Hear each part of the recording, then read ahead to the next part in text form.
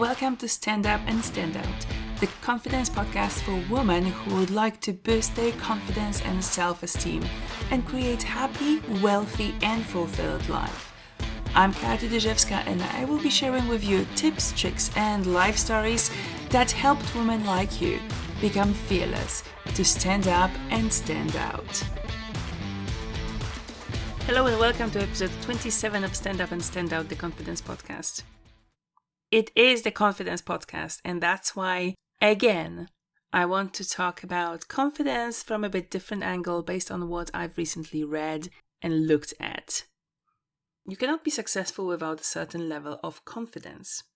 You cannot be somebody who's the best, the strongest, and the most amazing, the most wealthy, the happiest person without building this feeling that you're confident, that you can do it, and build this positive yes I can attitude. Tony Schwartz, the president and CEO of the Energy Project and the key author of Be Excellent at Anything, says that confidence equals security, equals positive emotions, equals better performance. When I first read it, for me that simply meant that when I'm confident, I feel good enough, I feel strong enough, I feel secure because I know I can do things, I can achieve things because I'm good at something. My positive emotions around that help me boost even more that level of confidence. If I feel more positive about something, more stronger, more focused on really good aspects of something happening in my life, I am more confident that that thing is good and that I can achieve it. The better performance. If you are confident, if you feel secure, if you believe in yourself, if you have this yes I can attitude, you take action. You are more motivated to change things in your life and be better with every moment. Being a confident person, it also means that you can easier overcome your self-doubt, that you can jump from listening to your inner critic to the state of saying, thank you very much for noticing, but I will keep on going anyway because I know I'm good at that. It's not about being overconfident or ignorant.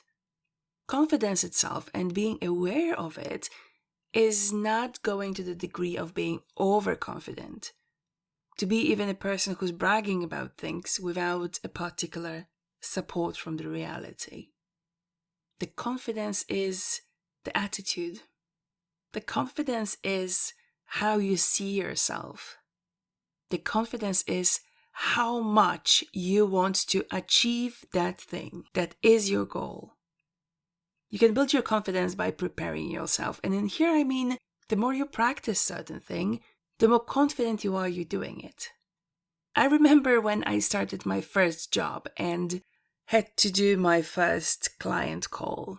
I was working at the time in a bank, in a call center, and I had to call back some clients and propose them a prolongation for their investment program. My voice was trembling, and I remember my first call. I made so many mistakes, and I was so paralyzed and terrified to do that. I really physically felt pain. But I practiced that every day. I was working there part-time because I was still studying, and I remember that with every call, with every conversation that I had with a client on the other side, I felt more and more confident. Many people give up when they think that they're not good in doing that job, that they're not good in taking care after certain things at their work, that they are simply assuming that the tasks that they are giving are more they can chew. But the moment you keep on going, you reassure yourself that you can, because you're repeating this thing that you at first thought that you're not good at. You're increasing your confidence in that particular thing, in that particular action, in making that task better and better. And you know what? Practice is not only increasing your confidence, it also increases your productivity.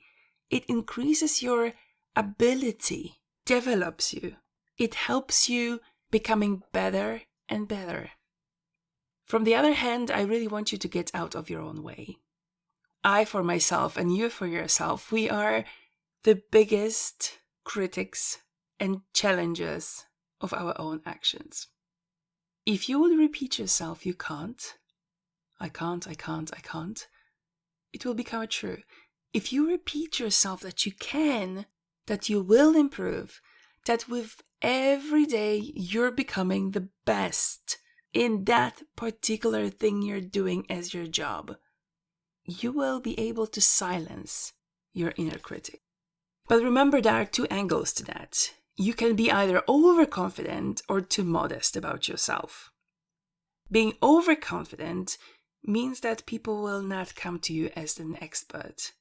They will avoid contact with you because your actions are less and less human and more, yeah, I'm the boss, I'm the king, I can do that, I'm great. I want you to avoid going to that level. But from the other side, I want you to say out loud, the moment somebody asks, who's the best in that task, I want you to raise your hand and say that you are. Modesty can hold you back, can move you away from that confident state. Oh, I will not just talk to people about this. Yeah, I'm good at that, but it's not good to brag about it. Remember, there is always a certain level of bragging and being proud of yourself that you've achieved something that will help you boost your confidence. To build your confidence, you can also ask for comments from other people. Choose the people wisely. Choose people who will for sure give you the truthful feedback. That they will come back to you with a feedback that will not be putting you down, but will be building you up. And I'm not saying that they have to talk about you only in the positive way and all the superlatives and that you're the greatest, but I really want you to find people who can give you that creative feedback that you can learn from, that you can grow from. A feedback where they tell you that you're good at this, this, and that, but maybe you should improve another angle of your actions. For me, one of those things that are giving us an awesome feedback are all the psychological tests you can do. I remember when I was doing my MBA back in 2015, when we had a test about our personality, our level of creativity, and I learned about myself a lot of things, including confirming the fact that I am a creative person and I'm a person who's a go-getter. But from the other side, I learned also that I'm more of a lone person taking action than actually being able to work in a group. And right now I can admit it strongly that I keep on learning how to work with people. I keep on learning how to work in a group. When I'm creating something from the scratch, I'm creating things on my own. But I also learned that it's good to ask others to join my team and help me build up something. Because I learned that they might give me a feedback that will help me grow. Building your confidence, it's also about taking risks. If you look at the past episodes, you will find the episode about SWOT analysis, the personal SWOT analysis, where I encourage you to find your strengths and find your weaknesses. And as much as doing everything that is connected to your strengths is, of course, a great idea, and it's awesome because you will feel confident and strong and you can achieve more. But the power lies in doing things that you're not super good at.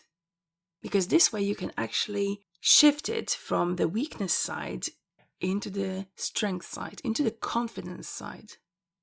I want you to take risk. That means I want you not to hesitate to take on new challenge. Not to hesitate when your boss is asking you, can you figure out the new reporting? Can you work with that new challenging client? Can you build something new?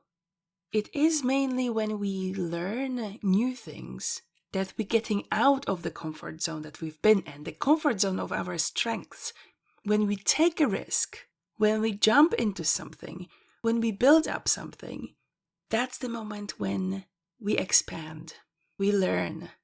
And in a short time, you can easily, from the thing that you didn't like to do and were afraid of doing, when you start doing it, when you take risk and you spend some more time on that, you will become confident in that area. This also gets me to the point where I really want you to be honest with yourself.